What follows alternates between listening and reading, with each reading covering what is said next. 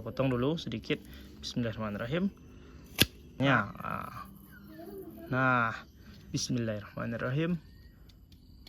Nah, ini dia. Assalamualaikum warahmatullahi wabarakatuh. Kembali lagi bersama kami di channel Yonda Andela.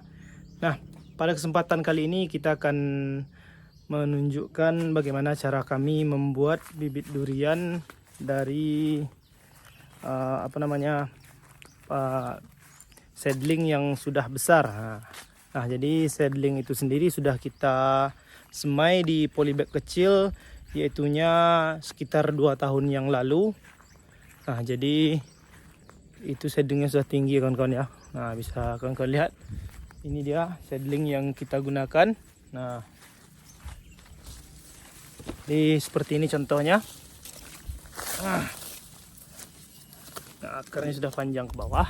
Nah, ini contohnya sudah kita tanam di polybag dulu sebesar ini. Nah, jadi setelah itu kita pindahkan ke polybag yang lebih besar. Lalu kita potong sekitar 50 cm. Nah, setelah itu baru kita sambung. Nah, kita lihat yang sudah kita pindahkan ke polybag yang lebih besar. Nah, ini durian yang di samping rumah ya kawan-kawan. Ini rumah kita. Nah, ini duri hitamnya.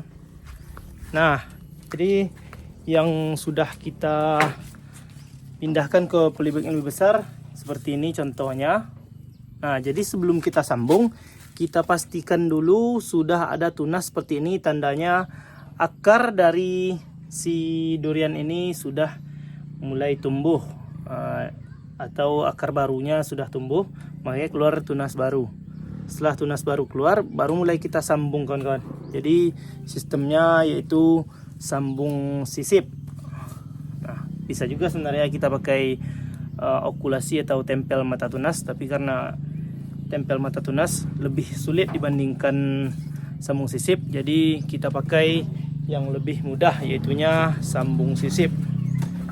Nah, bisa kawan-kawan lihat ini dia bibitnya sudah dari bawah sudah lebih tinggi dibandingkan dengan saya. Nah, sekarang kita langsung eksekusi atau langsung kita sambung. Nah, kawan-kawan, ini dia durian yang akan kita sambung. Nah, sudah tumbuh tunasnya, batangnya sebesar jempol tangan saya atau sudah main besar lah istilahnya. Nah, alat-alat yang kita gunakan yaitunya ini pisau cutter. Kita pakai yang baru supaya lebih bagus, lebih tajam. Nah, karena semakin tajam semakin bagus ya kawan-kawan ya. Ini plastik yang kita gunakan untuk mengikat dan juga untuk jadi sungkupnya nanti. Nah, jadi sebelumnya plastiknya kita potong-potong dulu supaya bisa jadi pengikat nantinya. Nah, kita perjelas dulu ya kawan-kawan ya. Ini ya. Nah, kita potong seperti ini. Kira-kira sebesar ini. Jadi dari satu plastik ini bisa jadi banyak nantinya kawan-kawan ya. Nah, misal satu potongan ini bisa jadi 2. Nah, lihat kita potong di sini. Hop. Nah, jadi 2 dia. Satu untuk ikat ke sambungan nanti, yang satunya untuk mengikat itu sungkup atau plastiknya. Nah, sekarang langsung bismillahirrahmanirrahim. Nah, jadi entres yang kita gunakan kali ini adalah entres durian cumasi, karena di kebun ini cumasi ini yang belum terubus, sisanya sudah terubus. Nah, jadi yang sudah terubus tentu tidak bisa kita pakai untuk entres. Nah, ini coba kalian lihat, ini mata tunasnya kelihatan. Nah, kalau untuk kami mata tunas seperti inilah yang kami pakai biasanya, yang pertumbuhannya insya Allah bagus nanti. Nah, kita buang yang satu ini. Jadi daunnya bagian sini kita sisakan sedikit. Nah, sekitar segini, sepertiga. Jadi ini daun ini fungsinya nanti sebagai indikator tanda sambungan berhasil atau tidaknya. Nah, karena ini panjang jadi kita potong di bagian sini. Kita pakai 2 mata tunas, 1 dan 2. Jadi yang bagian ini, nah, biar lebih jelas, sebentar ya kawan-kawan ya. Nah, ini supaya lebih apanya kita potong dulu sedikit. Nanti mana tahu di atas ini kulitnya sudah mati. Nah, kita potong dulu sedikit. Bismillahirrahmanirrahim. Nah, sudah terpotong. Nah, lalu sekarang kita bersihkan sedikit.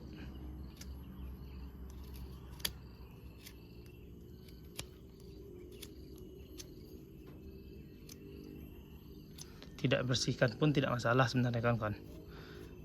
Nah, jadi kita akan menyambung di bagian sini. Nah, langsung kita bikin seperti ini. Tarik ke bawah, tarik lurus. Samping ini juga. Nah, jadi karena ini sambung sisip, jadi kita akan meletakkannya di tempat yang teduh. Tidak perlu kita bikin saluran airnya. Nah, seperti itu kawan-kawan. Bisa kawan-kawan lihat. Nah, kita tutup kembali. Lalu kita ambil entres yang tadi. Nah, sekarang kita sayat. Nah, karena kalau sambung sisip, sayatannya salah satu bagiannya harus panjang.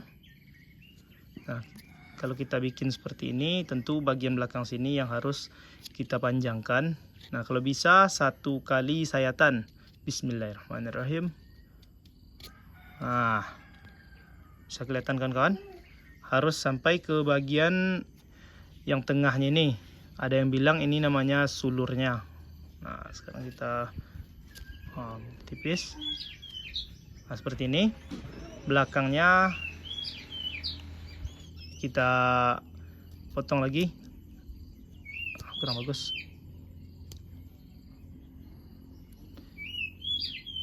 Jadi, nah seperti ini kawan-kawan.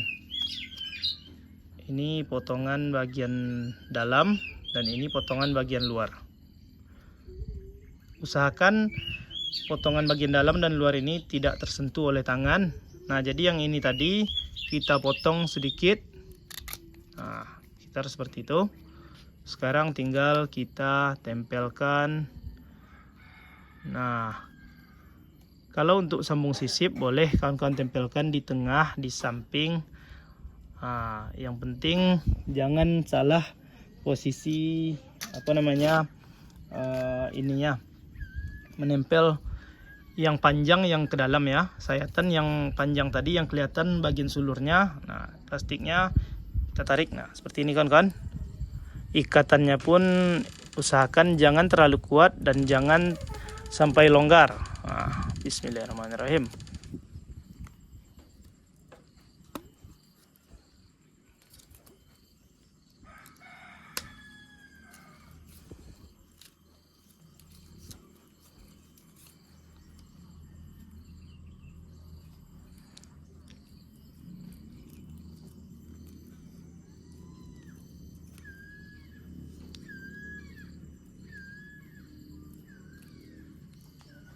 Nah, seperti itu kawan-kawan. Jadi, nah bisa kawan-kawan lihat dari samping. Tunggu sebentar kita perjelas biar lebih bagusnya. Nah, seperti ini aja ikatannya. Nah, bagian situ. Nah, ini dia. Untuk lebih jelasnya kawan-kawan ya. Kita lihat dari samping. Nah, ini kita ikatannya cukup bagian bawah saja, tidak harus menutupi semua bagian sini, karena bagian atasnya nanti kita sungkup menggunakan plastik ini. Nah, ini biasanya plastik yang orang pakai untuk bikin es batu kalau di kampung kami ya. Tapi yang ini yang bagian yang kecilnya, bukan yang besar. Nah, tapi terserah kawan mau pakai yang mana. Nah, sekarang tinggal kita sungkup. Nah, ini ya kawan-kawan ya.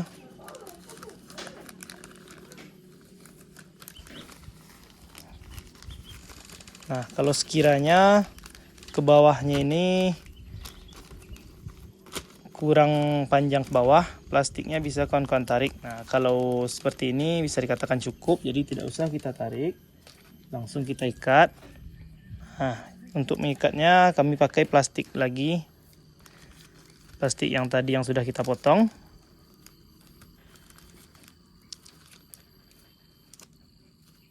Nah, fungsi dari sungkup ini adalah menjaga kelembaban, jadi supaya nanti entresnya atau sambungannya tidak kering. Nah, seperti itu jadinya kawan-kawan. Jadi setelah seperti ini tinggal kita tunggu lagi sekitar paling cepatnya 3 minggu.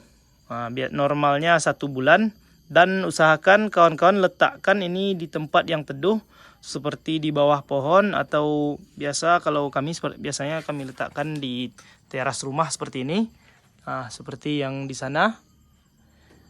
Biasanya kalau kami sudah sambung, kami letakkan di situ. Nah, untuk contoh yang sudah jadinya, nah ini belum ada ya kawan-kawan ya. Di video sebelumnya sudah kita bikin, sudah ada yang jadi. Nah, ini kemarin yang jadinya sudah diambil oleh kawan kita, jadi tidak ada contoh jadinya. Cuma kita menunjukkan bagaimana cara kita membuat bibit agar cepat besar. Dan ini insya Allah kalau nantinya berhasil sambungannya, kawan-kawan tanam, ini akan cepat besarnya karena batang bawahnya sudah besar. Berbeda dengan sambung pucuk yang kawan pakai bibit durian usia dini, tentunya akan lama sekali baru besarnya. Kita punya contoh satu di sini. Ini adalah durian yang kita sambung pucuk usia dini dulunya. Sekarang kita bawa ke tempat tadi dulu supaya jadi perbandingan nantinya.